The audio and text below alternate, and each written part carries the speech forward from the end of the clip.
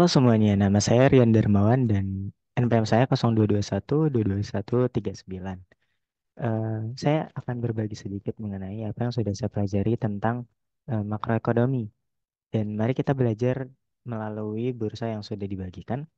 Saya rasa nomor satu dan dua tidak perlu dijelaskan lagi karena teman-teman sudah tahu sendiri pendapatan nasional itu apa. Lalu tiga metode perhitungannya apa saja, teori klasik dan teori Keynes, seperti itu. Jadi kita masuk ke nomor tiga. Perhatikan tabel berikut. Diberi tabel seperti ini, lalu diketahui I120 dan SF100. Yang ditanya adalah, carilah pendapatan nasional keseimbangan dua sektor. Lalu tunjukkan kondisi inflationary gap. Gitu. Pertama, teman-teman juga tahu mungkin. Keseimbangan dua sektor ini berarti cuma ada dua faktor yang menentukan pendapatan nasional, yaitu faktor konsumsi dan faktor investasi atau perusahaan dan rumah tangga. Jadi kita tuliskan Y sama dengan C plus I. Karena di sini tidak diketahui C-nya berapa, kita analisis dari soal. Kenaikan Y per tahun itu berapa sih? Lalu kenaikan C itu berapa sih per tahun? Kita hitung selisihnya 310 dikurang 210, lalu 330 dikurang 250 ketemulah 100 dan 80. Lalu kita cari MPC-nya atau marginal propensity to consume. Dan APC-nya, rumusnya sama. C dibagi Y. Karena kita tadi udah ketemu, C-nya 80, selisih 80, lalu Y-nya selisih 100, dibagi 80 dibagi 100 sama dengan 0,8. APC juga sama sebenarnya. Rumusnya, tapi di tahun yang sama. Nih, 330 dibagi 310. Kita ambil dari tahun kedua saja. Hasilnya adalah 1,06. Kalau sudah seperti ini, kita tuliskan fungsi C-nya, yaitu APC dikurang MPC dikali Y plus MPC Y. Kita masukkan angka-angka yang di sini tadi. 1,06 dikurang 0,8 dikali Y-nya ini kita ambil dari sini. Karena kita tadi ngitung di tahun kedua, Y-nya kita ambil juga di tahun kedua, 310. Plus 0,8 Y. Dihitung hasilnya 80,6 plus 0,8 Y. Ini adalah fungsi C yang nanti kita pakai untuk menghitung pendapatannya. Jadi setelah ini diketahui, dituliskan lagi rumusnya Y sama dengan C plus I. C-nya 80,6 plus 0,8 Y. Ditambah I-nya tadi diketahui 120. Maka ketemulah 200,6 ditambah 0,8 Y. Nah, 0,8 Y ini pindah ruas. Sedangkan di sini kan ada Y sebenarnya satu. Satu dikurang 0,8-nya sama dengan 0,2 Y. Tuh, sama dengan 200,6. Y 200,6 dibagi 0,2 sama dengan Y 1003. Tuh, nomor yang A udah ketemu nih. Pendapatan nasionalnya itu 1003. Lalu tunjukkan kondisi inflationary gap. Kondisi ini itu terjadi ketika savingnya itu lebih kecil daripada investnya teman-teman. Jadi kita buktiin dulu nih. S itu kan kebalikan dari C. Kalau misalkan C-nya 80,6 plus 0,8 Y, berarti S-nya adalah min 80,6 plus ini 0,8, sisanya 0,2 Y gitu. Lalu disubstitusi min 80,6 plus 0,2 dikali Y 100 sama dengan min 80,8 plus 20, hasilnya adalah min 61. Dan terbukti ternyata benar. Min 61 ini kan lebih kecil daripada I-nya 120 gitu.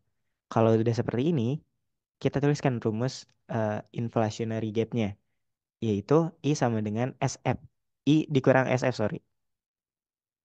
120 dikurang min 61 sama dengan 181. Nomor 3 sudah selesai, seperti ini. Lalu kita ke nomor 4. Jika diketahui S sama dengan min 100 plus 0,25 YD, I sama dengan 55, G40, TX-nya 50, dan Tera 30. Nah, di sini kan udah diketahui nih angka-angkanya kecuali S-nya. S-nya ini masih bentuk fungsi. Dan ada YD. Ditanyakan keseimbangan pendapatan nasional dan buktikan dengan pendekatan AE. Besarnya konsumsi dan tabungan masyarakat. Jika investasi berubah menjadi 72,5, berapakah keseimbangan pendapatan nasional yang baru? Gunakan pendekatan multiplier. Pertama kita nggak tahu C-nya berapa. Tapi kita kan, saya bilang tadi, C itu kebalikan dari S. Tapi bukan yang ini. Karena ini masih ada YD. Terus kita cari YD-nya dulu biar gampang. YD itu adalah Y min TX. Kalau misalkan ada TR ya udah ditambahin sama TR-nya. Kalau nggak ada cukup Y min TX. Sesuai soalnya aja nanti teman-teman. Kalau udah gitu berarti Y min 50 plus 30 hasilnya Y min 20. Setiap ada YD kita ganti YD-nya itu sama yang ini berarti. Oke, kita substitusi di fungsi S. Min 100 plus 0,25 YD. Min 100 plus 0,25 YD dimasukin YD-nya yang ini. Y min 20. Ketemulah hasilnya min 105 plus 0,25 Y. Saya bilang tadi eh, C itu kebalikan dari S. Maka di sini min, di sini tidak perlu. Di sini 0,25 berarti di sini 0,75 Y gitu. Ketemulah kita C-nya berapa. Dimasukin ke rumus Y sama dengan C plus I plus G plus TX min TR. 105 plus 0,75 Y ditambah 55 tambah 40 ditambah 50 dikurang 30. Hasilnya adalah 220 plus 0,75 Y. Lalu seperti yang tadi, Y ini pindah ruas lagi. Y min 0,75, 1 dikurang 0,75 sama dengan 0,25 Y. Sama dengan 220. Y 220 dibagi 0,25 ketemulah pendapatan nasional 880. Lalu pertanyaan yang B-nya besarnya konsumsi dan tabungan masyarakat. Rumus eh, fungsi konsumsi dan fungsi tabungannya kan kita tadi sudah ketemu. Di 105 plus 0,75 Y atau 105 plus 0,25 Y. Karena Y-nya juga sudah ketahuan, disubstitusiin dari fungsi yang tadi. Ketemulah 105 plus 660 sama dengan 765. Begitupun fungsi tabungannya. Min 105 plus 0,25 Y. Jadi di tab Y-nya itu diganti sama yang ini 880 hasilnya nanti tabungannya 115 gitu. Lalu pertanyaan selanjutnya, jika investasi berubah menjadi 72,5, berapa keseimbangan pendapatan nasional? Rumus multiplier itu atau multiplier itu satu dibagi MPS dikali I. Satu dibagi MPS. MPS itu yang mana? MPS. Ini MPS. Jadi satu dibagi 0,25 dikali selisih dari I yang lama sama I yang baru.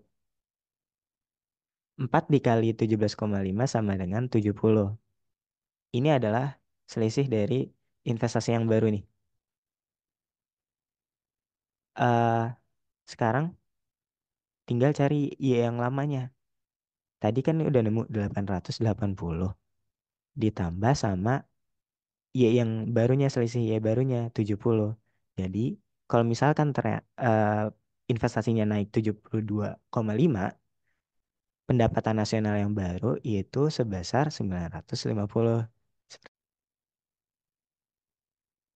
Saya rasa itu saja yang bisa saya bagikan teman-teman. Terima kasih atas waktunya. Saya memohon maaf jika memang dalam penyampaian saya ada yang salah. Silahkan di komen saja. Terima kasih.